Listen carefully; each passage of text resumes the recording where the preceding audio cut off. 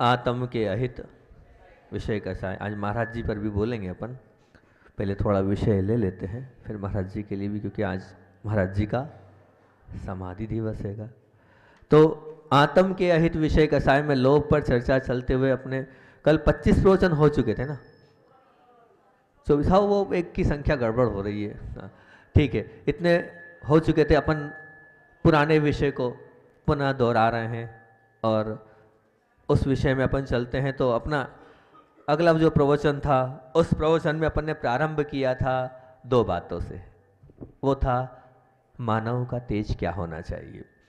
मानव का तेज क्या होना चाहिए, तो 2 तेज बताए थे मानव के। ये जो क्रीम पाउडर वाला तेज नहीं, वो अंतरंग वाला, अंतरंग जो परिणाम वाला तेज है, वो तेज था। मानव के पास क्या होना चाहिए, तो निरपेक्षता, मुझे संसार की अपेक्षा रखनी ही नहीं, ये मानव का प्रथम तेज हैगा। क्या तेज हैगा? निरपेक्षता, मुझे संसार से अपेक्षा रखनी ही नहीं। और दूसरा तेज था तृप्ति, मेरे पास जो है वो बहुत है, मेरे पास जो है वो बहुत है। ये दूसरा तेज, अगर आपके अंतरंग में दोनों तेज आ गए तो आप कभी दुखी नहीं होंगे, आपका जीवन धर्ममय बन जाएगा, आपका जीवन कल्याणमय बन जाएगा। लेकिन ये 2 तेज आपके अंदर होना चाहिए, निरपेक्षता और तृप्ति। फिर उसी में कहा था हमने, चाह गई, चाह गई चिंता मिटी, मनवा बेपरवाह, जिसको कुछ ना चाहिए सो ही शहंशाह। क्योंकि चाह चली जाती है, चिंता चली जाती है, तो मनवा जो है बेपरवाह हो जाता है, क्योंकि उसे कुछ नहीं चाहिए। और फिर वो क्या है, वो तो शहंशाह बन जाता है, उसे किसी से कोई लेना देना नहीं। आपकी भी चाह मिटे और आपके जीवन में ये भी बात आए, ये भावना थी। फिर उसके बाद आगे हमने अपेक्षा के लिए कहा था। इस प्रकार मन एक और जहाँ मन जो है अपेक्षाएं खड़ी करके जीवन को अस्त व्यस्त बनाए रखता है, और दूसरी ओर वो जो भी मिलता है उसे क्या मानता है, कम मानकर अपतृप्ति के कारण कतई प्रशंसा प्राप्त नहीं करता है। मतलब एक तरफ तो वो अपेक्षाओं के कारण त्रस्त और अस्त व्यस्त है, और दूसरी ओर अतृप्ति के कारण त्रस्त अस्त और व्यस्त है। अगर उस फिर बाद में कहा था, यदि सच्चे अर्थ में मस्त रहना है, सच्चे अर्थ में मस्त रहना है, तो संसार से निरपेक्ष बनते जाओ। जितना निरपेक्ष बनोगे उतना मस्त होते जाओगे। और यह हो तो हुई मैं सुखी, यह हो तो मैं सुखी, और यह ना हो तो मैं दुखी। ऐसी लाचारी से स्वयं को बाहर निकाल लाओ। यह है तो मैं, मतलब कुछ प्राप्ति, ये मुझे मिले तो मैं सुखी, और ये ना मिले तो मैं दुखी। ये ऐसी लाचारी से स्वयं को क्या करो, बाहर निकालो। और दूसरी ओर इतना मिले तो ही सुखी, और इतना ना मिले तो दुखी। ऐसी अतृप्ति से अपने को बाहर निकालोगे तो आपका जीवन धन्य हो जाएगा। और उसमें फिर हमने आपसे कहा था कि निरपेक्षता को लाना है अपने जीवन में, तो क्या करना पड़ेगा। जिन्हें बहुत मिला है, जिन्हें बहुत मिला है वे सुखी नहीं हैं, पर जो बिना बहुत कुछ मिले भी चला लेते हैं वे सुखी हैं। आप अपने आप में जीवन में इसको लाओ तो अपने आप निरपेक्षता आएगी। जिन्हें बहुत मिला है वे सुखी नहीं हैं, पर जो बिना बहुत कुछ मिले चला लेते हैं वे सुखी है। और तृप्ति को लाने के लिए क्या कहा था हमने, तृप्ति को लाने के लिए उसकी भावना थी, वो ये भावना थी, मेरे पास बहुत तो नहीं है, मेरे पास बहुत तो नहीं है, पर जो है वो बहुत है, पर जो है वो बहुत है। इस प्रकार का विचार, इस प्रकार की माला, इस प्रकार का चिंतन, इस प्रकार का मनन हम करेंगे तो निश्चित तौर से हमारे जीवन में तृप्ति भी आ जाएगी और निरपेक्षता भी आ जाएगी। और निरपेक्षता और तृप्ति अगर आपने अपना ली तो क्या हो जाएगा, आपका बेड़ा पार हो जाएगा। बेड़ा पार मतलब इस पार से आप उस पार पहुंच जाओगे। फिर उसके बाद अगली चर्चा अपन ने करी थी भिखारी को लेकर। अगले प्रवचन में अपन ने भिखारी से बात प्रारंभ करी थी, और भिखारी का दृश्य तो आप मांगते हुए को भिखारी मानते हो, ये आप सब ने हाँ करी थी, लेकिन मैंने कहा नहीं, मैं इसको भिखारी नहीं मानता हूँ। फिर उसके बाद में भिखारी किसको मानता, तो आपको पता ही थी बात, अभी बता भी देता हूँ। फिर लोभांध की बात करी थी, लोभी किसको बोलते, कामांध की बात करी थी। वो कामांध वाला संस्मरण याद रखना जो मैंने आपको बताया था। आज बहनें बैठी हैं उनके सामने फिर रख देता हूँ वो कामांध वाला। नई नई बहनें आई हैं, अभी अभी रुचि जागी है उनकी। कामांध वाला फिर से रख देता हूँ, जो लगेगा समय फिर से सुन लेना, लेकिन वो आप लोगों के काम का है। आप अगर उसमें ध्यान देंगे तो वो भोपाल की घटना जो ब्रह्मचारी विनय भैया खनिया दाने वालों ने हमें बताई थी, वो घटना ये थी कि वो खड़े थे चौराहे पर, इंतजार कर रहे थे, उस चौराहे पर खड़े थे, उसी वक्त गाड़ी को आने में समय था। तब जो सज्जन थे साथ में, उन्होंने कहा था कि वो सामने जो दुकान दिख रही है, हाँ दिख रही है, उस पर वो लड़की दिख रही है, हाँ दिख रही है, जींस टी शर्ट वाली, हाँ हाँ वो उसी का, हाँ बस वही। वो दिखने में बहुत सुंदर थी, रूपवान थी। बोले वो जैन है क्या? वो जैन है? नहीं नहीं, वो मांस की दुकान है, मटन मच्छी की दुकान है, चिकन की दुकान है, उसमें वो जैन लड़की क्या करेगी? उन्होंने ये शब्द थे कि जैन चाहे कितना ही कुछ हो जाए लेकिन ऐसा कार्य नहीं करेगा, कितनी गरीबी हो, लेकिन मांस की दुकान पर मांस परोसने तो नहीं बैठेगा। आपको यकीन नहीं हो रहा? मुझे बिल्कुल यकीन नहीं है। वहीं चल के समझ लेते हैं। वहीं इस रोड को क्रॉस करके उस रोड पर पहुंचे, भोपाल चौराहे की घटना है ये, आज भी जाकर उससे मिल सकते हैं आप। तो वो वहाँ पर पहुँचे और पहुँचने के बाद जब वो देखा, उसने जय जय ने किया, वंदना आदि करी, तो उन्हें लगा रही ये तो सच में जैन है। उन्होंने कहा बेटा आप, हाँ आप जैन हैं? हाँ मैं जैन हूँ। आप यहाँ कैसे? आप यहाँ कैसे? तो उस बहन ने कहा था ये मेरी दुकान है, ये मेरे पति की, मेरे श्योर हैं, मतलब पति बोला उन्होंने, ये मेरे पति की दुकान है। तुम ये काम कर रही हो बेटा? अब वो तो करना पड़ेगा, जहाँ शादी हुई वहाँ वो काम तो करना ही पड़ेगा। फिर उतने में जो उनके पति देव आए, वो आए और उन्होंने आके उनसे एक ही बात पूछी भैया जी ने कि आप ये बताओ, आपके यहाँ तो बाहर नहीं निकालते महिलाओं को, फिर आपने इस महिला को यहाँ क्यों खड़ा कर रखा है चौराहे पर, वो भी मांस बेचने के लिए?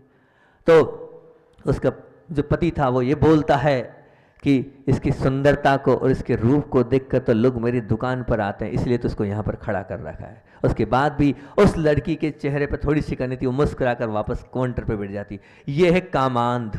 ऐसे कामांध मत बनना जिससे तुम्हारा धर्म भ्रष्ट हो जाए, जिससे तुम्हें पाप करना पड़े, जिससे तुम्हें हिंसा की ओर अग्रसर होना पड़े।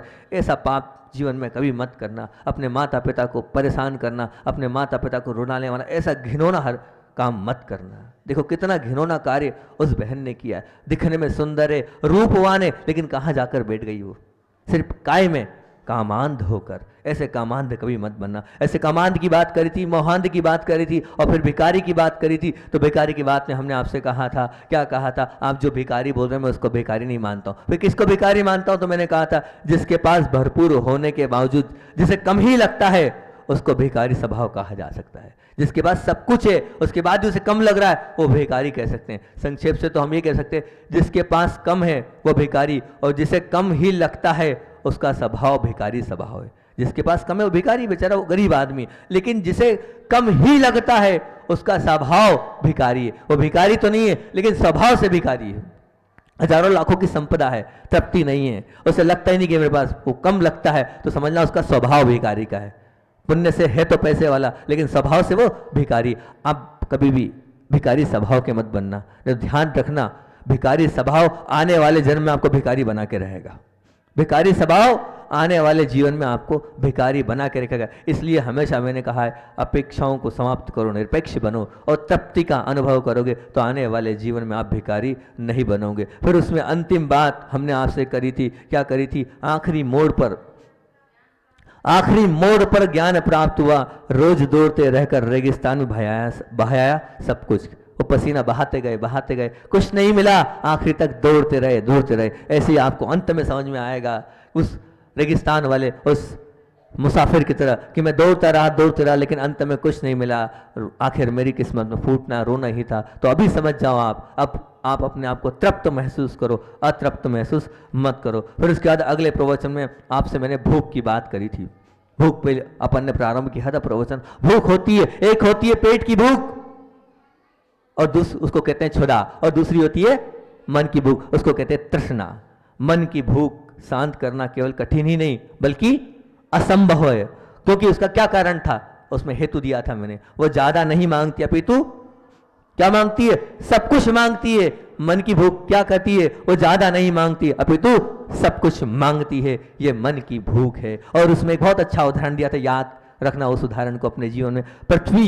ये पृथ्वी माँ, ये भूमि, ये क्या कहती है? ये कहती है वर्तमान जगत में जितनी जनसंख्या है उससे दुगनी जनसंख्या, आज 150 करोड़ है, कल 300 करोड़ भी हो जाएगी, तो सबको अन्न को देने की क्षमता मेरे पास है। ये भूमि चिल्ला चिल्ला के करी। पर उसने एक बात कही, किसी के मन की भूख शांत करने की क्षमता मेरे पास नहीं है, क्योंकि आपका मन की भूख कभी शांत होने नहीं वाली है। आपकी क्षुधा तो शांत हो सकती है लेकिन आपके मन की भूख कभी शांत नहीं होगी। फिर उसके बाद हमने क्षुधा पीड़ित, आप ढूंढने भली मत निकलना, पर घर आए तो उस क्षुधा पीड़ित को आप वापस मत जान देना। पर एक प्रश्न मेरे पास आज आया अभी हाल, जब मैं अंदर कमरे में बैठा था, महाराज जी आप ये बताइए, आप प्रवचन में कहते हो लोभ का त्याग करो, घर आए भूखे को खाली हाथ मत जान देना। मैंने कहा बिल्कुल कहता हूँ, अभी भी कहूँगा, डंके की चोट पे कहूँगा, लेकिन एक बात ध्यान रखना, श्रावक का विवेक नाम का गुण है।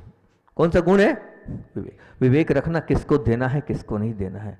वो आपको रोटी देना है, अगर वो आपसे कहे हमें आटा चाहिए, हमें पैसा चाहिए, और वो आटा और पैसा जाकर वो दारू पी रहा हो, तो इतना विवेक देखना किसको आवश्यकता है। आप समझदार हैं, आपके पास इतना विवेक है कहाँ देना चाहिए कहाँ। अगर वो उसका मांसाहार कर रहा है या उससे वो व्यसनों में लगा रहा है, शराब पी रहा है, तो वो हमारा विवेक नहीं कहलाया जाएगा, अविवेक बुद्धि कहलाएगी। उतना तो आपको समझ के करना है, ये आप विवेक लगाना। पर बाकी कोई पीड़ित दिखता है तो आपको बचना नहीं है, बचाना भी नहीं अपना धन, ना बचना है और ना अपना धन बचाना है, बल्कि उसके जीवन को बचाना है। इस बात को आप ध्यान रखना, बचना बचाना और उसके जीवन को बचाना, इस पे ध्यान देना। फिर हमने आपसे कहा था, क्या कहा था, अब इसी में कहा था हमने कि वो अगर आपके दरवाजे आता है तो भूखे मत जाना। उसमें एक बात बोली थी, हम भले नदी जैसे न बन पाए तो भी कोई बात नहीं, तालाब जैसे तो बनकर ही रहे हैं। जैसे नदी सब जगह जाकर अपना पानी देती है और सब लेते हैं, आप भले सब घर मत जाओ, घर घर मत जाओ किसी भिखारी के पास, लेकिन जो आया है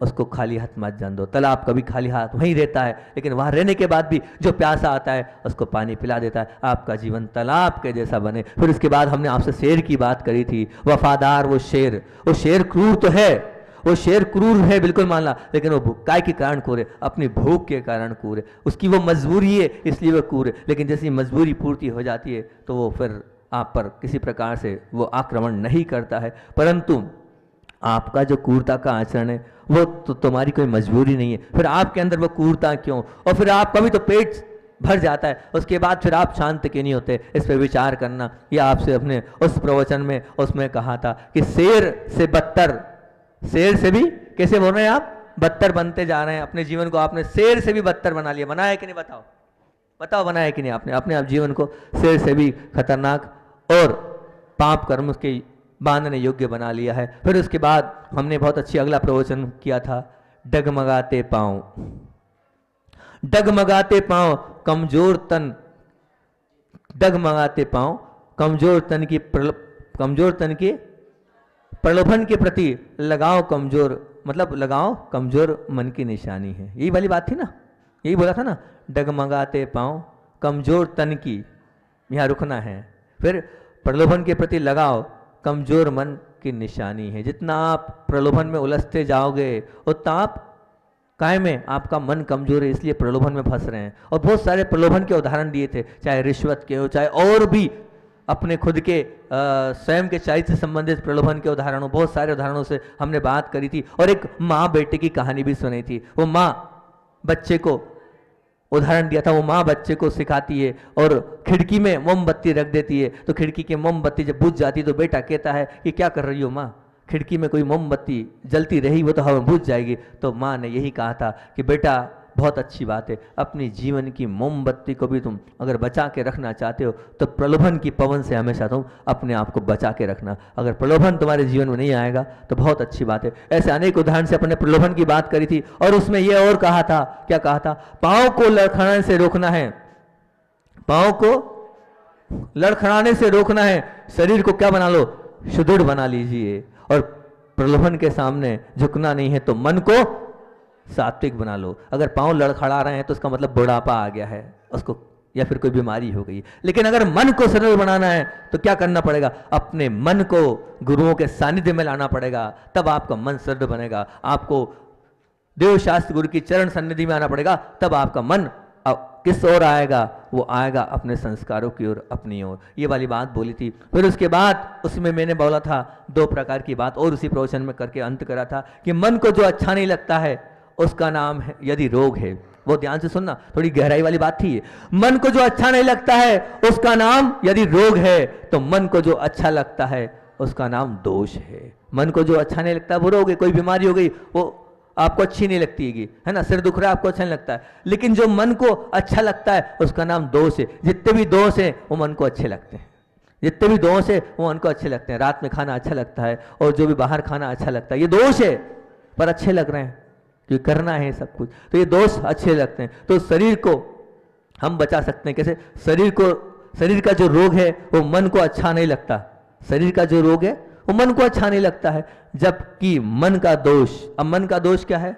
मन का दोष जो आप कर रहे हैं गलत कार्य, वह अंतरकरण को अच्छा नहीं लगता, मतलब आत्मा को। तो जब भी मन दोष के लिए अग्रसित हो तो आप कहाँ चले जाओ? अपनी आत्मा के पास चल जाओ, आत्मा से मन को संबोधन दो, तो वो जो दोष, मन के दोष हैं वो निकल जाएंगे। जो भी आप दोष, वो तो आप जानो आप क्या क्या दोष कर रहे हो, अपने आप से पूछो कि मैं कितने दोष कर रहा हूं। उन दोषों के लिए अगर आप स्वयं जिम्मेदार हैं तो अपने आप से पूछते हुए उस आत्मा से, उस मन को संबोधन दोगे तो दोष अपने आप समाप्त होते चले जाएंगे, दोष अपने आप समाप्त होते चले जाएंगे। फिर उसके बाद अगले प्रवचन में अपन ने बात करी थी धनवान बनने की।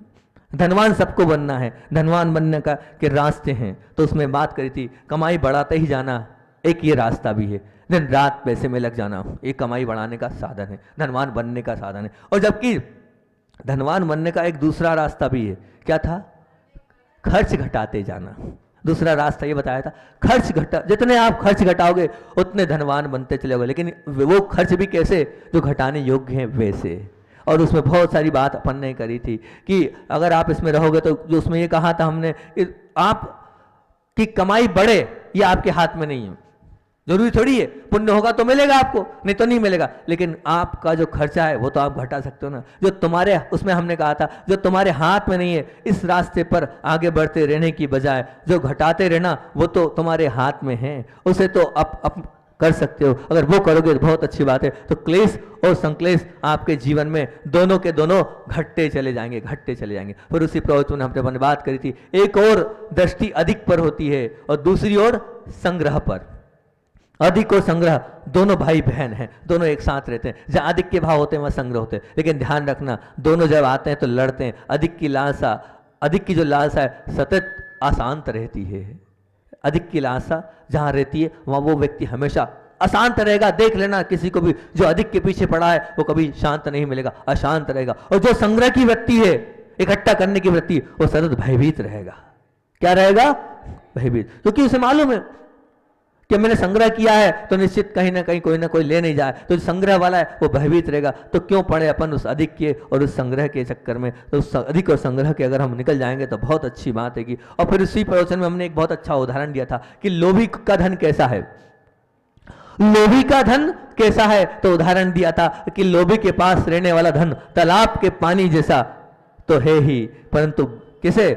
जंगल के स्थित तालाब के जैसा। तालाब के जैसा है लेकिन जंगल में स्थित तालाब जैसा। कैसे? जैसे जंगल का वो घनघोर जंगल का वो तालाब सड़ जाता है, सूख जाता है, परंतु कोई काम नहीं आता है, ऐसी वो लोभी का धन उस जंगल के तालाब जैसा है। वो कौन दूसरे उसका उपयोग करेंगे, वो समाप्त हो जाएगा। वो स्वयं तो अपने जीते जी उस धन का उपयोग कर ही नहीं पाएगा। आपका धन यहाँ के तालाब के जैसा बने, जंगल के तालाब के जैसा ना बने, ये बात थी उसमें। फिर उसके बाद हमने उससे कहा था संपत्ति की अल्पता के कारण आप जीवन में कदाचित बहुत से सुखों का आगमन नहीं होता है। मान लिया महाराज जी बहुत से सुखों का आगमन नहीं, बहुत अच्छी नहीं हो रहा है, लेकिन एक बहुत बड़ा फायदा है, बहुत सारे पाप और बहुत सारे मानसिक संतापों से भी तो कभी तो आगमन नहीं होता है। वो गरीब के पास बहुत सारे जो है वो पाप का सेहरा नहीं बनता है, वो मानसिक दुखों का सेहरा नहीं बनता, बहुत सारे संतापों से वो गरीब बच रहा है, उसका ध्यान रखना। फिर उसी प्रवचन में एक बहुत अच्छा उदाहरण आपके बीच का, आपकी दुकान का दिया था मैंने, जो कपड़े की दुकान वाले उनका उदाहरण दिया था। वो दिया था मीटर पट्टी का। वो मीटर पट्टी लोभ कैसा है? वो मीटर की पट्टी जैसा है। इस संसार में समस्त पदार्थ आप लेते जाओ तृप्त नहीं होगे। वो मीटर पट्टी ने लाखों मीटर कपड़ा नाप दिया होगा, लेकिन वो मीटर पट्टी कभी तृप्त नहीं हुई। आपका बेटा, आपके बेटे का बेटा, आपके पूर्व में जितने इतने साल से वो मीटर नापे जा रहा है। और उस दिन फिर एक बात बोली थी, महाराज जी आपने कपड़े वालों का नाम ले दिया, हम किराने वाले थे। अल्लू भैया बोले हम किराने वाले, हमारे तराजू बाट भी तो है ना। बहुत अच्छी बात है, वो तराजू बाट भी संतुष्ट नहीं होंगे और वो मीटर भी संतुष्ट नहीं होने वाला है। वो वाली अपन ने बात करी थी। और फिर उसके बाद एक बहुत अच्छी बात बोली थी हमने, मन बताता है पूर्ण विराम। मन कहता तो हाँ बस अब नहीं कहता तो है क्या? पूर्ण विराम, पर अंदर सदैव अल्प विराम उसके घटता रहता है। बाहर से तो कहता है अब बस बहुत हो गया, लेकिन नहीं, वो पूर्ण विराम उसके जीवन में नहीं आता है, वो हमेशा अल्प विराम लगाता है, फिर चालू हो जाता है। एक इच्छा समाप्त हुई नहीं कि दूसरी इच्छा के पीछे भागने लगता है। ऐसा वो अपना उस दिन का प्रवचन था। फिर उसके बाद हमने आपसे बात करी थी, क्या बात करी थी, किस विषय में बात करी थी कि हमने आपसे बहुत सारी कंपनियों की, अलग अलग कंपनियों के विषय में बात करी थी कि हमें कैसा बहुत अच्छा इस क्या बोलते हैं उसको, कंपनी को क्या, ब्रांडेड चाहिए। अब ब्रांडेड के चक्कर में एक चाहिए, दो चाहिए, चार चाहिए, उसमें आपकी भूख की मांग, तो उस पर अपना प्रवचन था। और उसमें एक उदाहरण दिया था, मान लीजिए छोटा सा गांव है, नहीं है आवश्यकता आपको कार की, मारुति की, और साइकिल से भी काम चल सकता है, लेकिन क्या था, आपकी भावना ये थी चीज महत्व की है, चीज महत्व की है इसलिए खरीदना है। ये नजरिया तो उचित है कि चीज महत्व की है इसलिए खरीदना है, पर चीज कीमती है इसलिए खरीदना है, ये नजरिया तो किसी भी दृष्टि में ठीक नहीं है। पर आपकी दृष्टि में तो क्या है, वही चीज 1000 की है तो ज्यादा अच्छी, और वही चीज 100 रुपए की है अच्छी नहीं। अरे भैया, वो कीमत में क्यों आप जा रहे हो, क्योंकि आपको ब्रांड पड़ा है, और वो ब्रांड के चक्कर में आप उलझते जा रहे हो और अपने जीवन को महत्वहीन बनाते जा रहे हो। ये महत्व की बात उसने उस दिन अपने पूरे प्रवचन में इसी पर की थी। और फिर उससे हमने कहा था, रुपया रोज सस्ता होता जा रहा है, परंतु वस्तुएं महंगी होती जा रही है। उसका कारण क्या था, उसका कारण स्वयं था। क्या स्वयं बताया था, आपकी मांगे। आपको हर वो सब कुछ चाहिए, कलर में जूते चाहिए, कलर में आपके कपड़े चाहिए, कलर में टीकी चाहिए, कलर में नखपालिश चाहिए, कलर में लिपस्टिक चाहिए। इसके कारण मांग बढ़ रही है, वो वस्तु की कीमत खत्म, मतलब वो पैसे कोई कीमत खत्म नहीं हो रही। तो मैंने मैचिंग बोलते हैं आप उसको, मैचिंग के कारण 10-10, 20-20, 25-25 जोड़ जूते चप्पल हैं, घड़ियाँ हैं, और अलग अलग लिपस्टिक्स हैं, सब कुछ है। उसका खुद का कारण आपका स्वयं का मैचिंग है। उस मैचिंग ने आपकी जान ले ली है, और उस मैचिंग के कारण जो है वो वस्तुओं का मूल्य बढ़ते जा रहा है और पैसा कम होते चले जा रहा है। आपके जीवन में ये मैचिंग खत्म हो जाए तो आपका जीवन सही तरीके से मोक्ष मार्ग में मैच हो जाएगा। ये मैचिंग के चक्कर में आप मोक्ष मार्ग से मैच नहीं हो पा रहे, धर्म आपके जीवन में मैच नहीं हो पा रहा है। उसका कारण क्या है, आपकी मैचिंग। और उस मैचिंग ने कर रखा है, बढ़ी हुई मांग ने व्यापारियों के दाम बढ़ाने को अग्रसर किया। सिर्फ आपकी बढ़ी हुई मांग ने, आवश्यकता पूर्ति हो रही थी परंतु नहीं। तो उस दिन हमने यही कहा था कि अपने जीवन में आवश्यकताओं को घटाते जाओ, आवश्यकताओं को आप जितना घटाओगे उतना जीवन आपका ऊपर उठता चले जाएगा। परंतु नहीं, आप तो उल्टा क्या कर रहे हो, बढ़ाते जा रहे हो। तुम्हारी अपेक्षा जितनी बढ़ रही तो क्या बढ़ती जाती अपेक्षा तुमको अधिक संपत्ति करने के लिए हमेशा ललायत करेगी। वो अपेक्षाएं, अब जब अपेक्षाएं तो फिर संपत्ति कमाने के लिए आप भागते जाओगे और वो भाग कभी खत्म होने वाली नहीं, वो दौड़ कभी खत्म होने वाली नहीं है। और फिर एक सरकारी नारा हमने आपसे बोला था इस प्रवचन में, छोटा परिवार सुखी परिवार, छोटा परिवार सुखी परिवार, ये सरकारी सूत्र है और इसके अमल में सुख अनुभव होने में 100% शंका हो सकती। लेकिन हमारे प्रभु का क्या नारा है, हमारे आनंद ज्ञानी का क्या नारा है, आवश्यकता कम प्रसन्नता अधिक, आवश्यकता कम प्रसन्नता अधिक। ये इस पर अगर आप अमल करोगे तो निश्चित तौर से आप खुशी रहोगे, प्रसन्न रहोगे। इस प्रकार से प्रवचन अपना यहाँ समाप्त हुआ था। फिर उसके बाद अगले प्रवचन में अपन ने वो कुत्ते का उदाहरण लिया था। कुत्ते दौड़े जा रहा है, वो गाड़ी के पीछे, हर गाड़ी के पीछे दौड़ता है, लेकिन वो क्या गाड़ी को प्राप्त कर पाएगा, नहीं, छू भी नहीं पाता। अगर छू भी लेगा क्या गाड़ी का मालिक बन जाएगा, नहीं बन सकता। इसी प्रकार भले ही तुम्हारा लोभ असीम है किंतु तुम्हारा पुण्य तो सीमित ही है ना। उसमें हमने कहा था सीमित पुण्य द्वारा असीम लोभ को संतुष्ट करने की तुम्हारी जो इच्छा है कभी सफल नहीं होने वाली। वो जैसे कुत्ते की वो इच्छा कभी सफल नहीं होने वाली, कितना ही भाग ले वो, लेकिन वो गाड़ी का मालिक छू भी लेगा तो गाड़ी का मालिक नहीं बनने वाला। इसलिए आपकी इच्छाएं कभी पूरी नहीं होने वाली। आप भले ही वो कुत्ते की तरह उन इच्छाओं के पीछे दौड़ते जाओ परंतु वो नहीं। और फिर उसके बाद एक और लोभी की बात करी थी मैंने, एक होटल वाले की बात करी थी। वो होटल वाला बहुत टेंशन में था। क्यों, आप क्यों टेंशन में हो? तो बोले किस लिए टेंशन में हूँ, इसलिए। किस लिए, क्या हुआ? बोले मंदी का क्या दोष? बोले कल तक 200 ग्राहक मेरी दुकान से वापस गए थे, 150 ग्राहक वापस गए, 50 ग्राहक कम वापस गए। बताओ, भारी है। मतलब क्या है ये? इस विषय को लेकर कहा था कि लोभी के चित्त में यही विडंबना है। उसके पास कम है इसलिए वो दुखी नहीं है, अभी तो उसके पास जितना है उसे हमेशा वो कम लगता है इसलिए दुखी है। ये बात उसमें कही थी हमने कि लोभी को का चित्त की ये विडंबना है, उसके पास कम है इसलिए वो दुखी नहीं है। अभी तो किस लिए दुखी है? उसके पास जितना है वह उसे हमेशा कम लगता है इसलिए वो दुखी है। और फिर उसके बाद एक व्हेल मछली का उदाहरण दिया था। वो व्हेल मछली कह रही थी कि मैं हजारों लाखों उन पशुओं को खाती हूँ, मैं स्वीकार हूँ, लाखों मछलियों और मेंढक खाने के बाद भी मैं तृप्त हो जाती हूँ और कह देती हूँ ठीक है अब नहीं चाहिए और मेरी तृष्णा समाप्त हो जाती। पर वही मनुष्यों, तुम्हारी कभी तृष्णा शांत हुई है? तुम्हारी तो कभी नहीं, तुम मुझसे बदतर हो। तो याद रखना, तुम मुझसे क्या हो? बदतर। उसमें कहा था याद रखना, तुम्हारा मन यदि आज अशांत है तो उसका कारण क्या है? सिर्फ अप्राप्ति। अप्राप्ति नहीं है, क्या है? अतृप्ति। आपका जो मन है वो अशांत है तो उसको आप लोगों ने ये माना कि अप्राप्ति नहीं, आपको प्राप्त तो हो रहा है कहीं से लेके कहीं तक। ऐसा नहीं कि इस संसार में, इस पौषण सभा में ये जो लोग सुन रहे हैं उनको प्राप्त नहीं हो रहा है। प्राप्त तो हो रहा है, अप्राप्ति नहीं है, बल्कि क्या है? अतृप्ति। आपके मन को वो अतृप्ति परेशान कर रही है और उस अतृप्ति के कारण आप परेशान हैं। फिर उसके बाद एक जाल का उदाहरण दिया था। जब वो शिकारी जाल बिछाता है और जाल के लिए उदाहरण देते, उस वक्त हमने उसमें कहा था कि आकाश में उड़ने वाले पंछी दाने देखकर जमीन पर आते हैं और उसमें फंस जाते हैं। उसी प्रकार प्रलोभन को देखकर आप भी उस गलत रास्ते में और उस कर्म की सत्ता में उलझ जाते हैं प्रलोभन में आकर। आप इस प्रकार के प्रलोभन में कभी नहीं आना। ऐसे बहुत सारे जाल आपके संसार में मिलेंगे और जाल से बचना। फिर झूले का उदाहरण दिया था। झूले के उदाहरण में हमने आपसे कहा था वो झूला क्या है?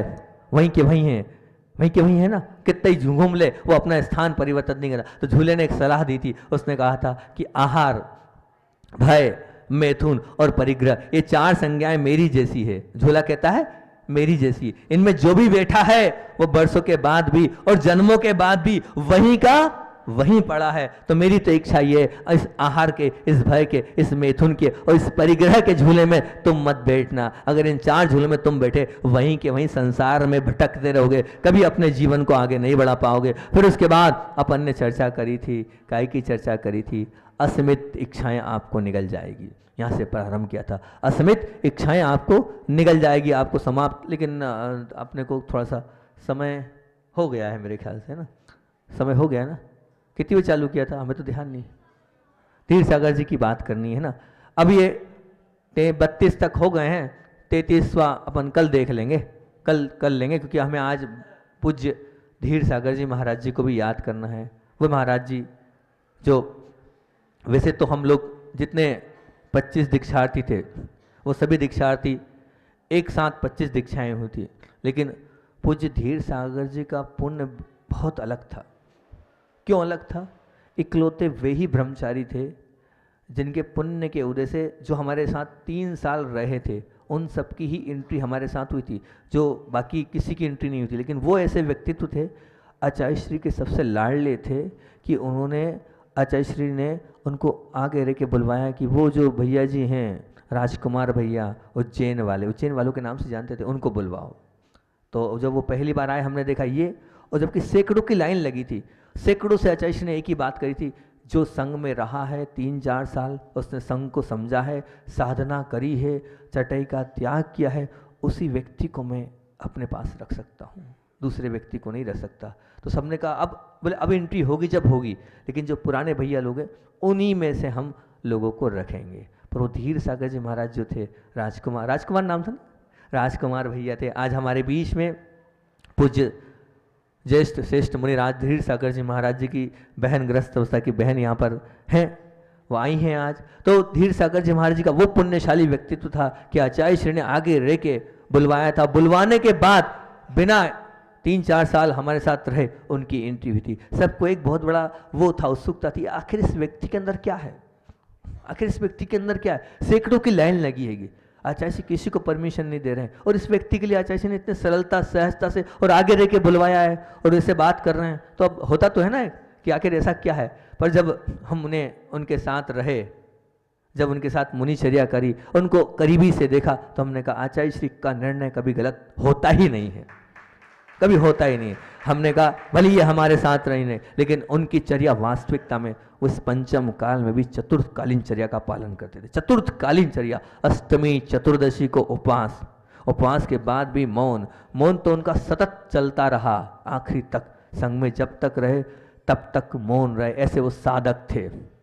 कि अपने जीवन में जिन्होंने जब तक वही मजबूरी में संघ से जाना पड़ा, बड़े महाराज योग सागर जी के पास, उनने कहा एक वयोवृद्ध साधु देना है, अनुभवी साधु देना है, अनुभवी साधु के नाम पर उनको वहाँ भेजा गया था। तब कहीं उनने बोलना चालू किया। मुझे तो याद नहीं है कि कभी कोई श्रावक ने संघ में रहकर उनकी आवाज़ सुनी, भली कोई लिख कर उनसे बात कर ले, कुछ पूछ ले, क्योंकि सबसे बड़ी बात तो थी पढ़े लिखे थे, अनेक उपाधियाँ थी, तो बहुत लोग मार्गदर्शन लेने उनके पास पहुँचते थे और उनसे मार्गदर्शन लेते थे।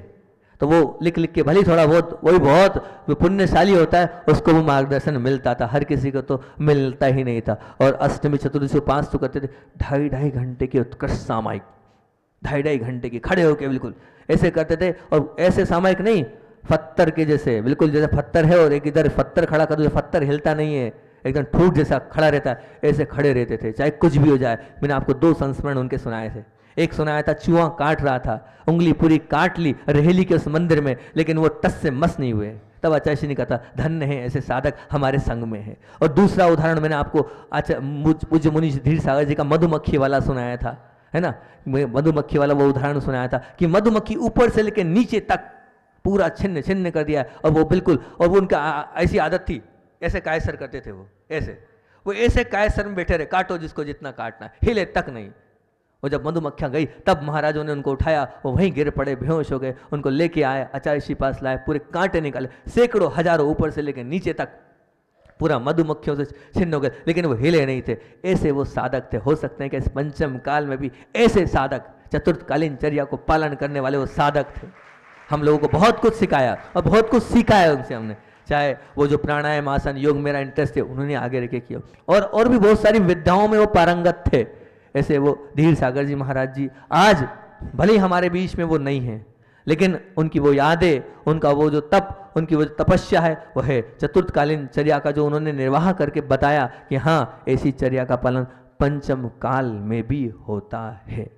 पंचम काल में भी ऐसी, जब वो प्रतिक्रमण करने बैठते थे तो उनका उच्चारण देखो, कितने सौम्य भाव से एक एक शब्दों का वो उच्चारण करते थे, और बहुत भली भांति एक एक क्रियाएं, वो जब बैठते थे तो उस प्रकार से ऐसे बैठते थे। जब वो देव वंदना करते थे, उनकी हर क्रिया में मूलाचार झलकता था, उनके हर विचार में समय सार झलकता था। जो मूलाचार और समय सार और साथ साथ में आचारशाही की त्रिवेणी के रूप में माने जाते थे, हर व्यक्ति उनसे और उनके विचारों से अवगत होने जाता था कि क्या करना चाहिए, क्या नहीं करना चाहिए। हर प्रकार का ज्ञान था उन्हें, आयुर्वेद का ज्ञान, योग का ज्ञान, तो आयुर्वेद से संबंधित चीजें भी बताते। यहाँ तक कि बहुत बार तो ऐसा होता था कि वो आचार्य श्री तक को, हमारी हिम्मत नहीं होती थी, लेकिन वो आचार्य श्री तक को बताया, आचार्य श्री ये ऐसा करना चाहिए, ये ऐसा करना चाहिए, मतलब इतनी। और फिर गुरुजी भी पूरा महत्व देते थे, उनको सुनते थे, है इतनी थी क्वालिटी उनके अंदर कि उनको पूरा उनके अनुभव को सुनते भी थे, मानते भी थे और बोलते भी थे कि हाँ बहुत ऐसे। हमारे नाम जैसा था उनका धीर सागर जी,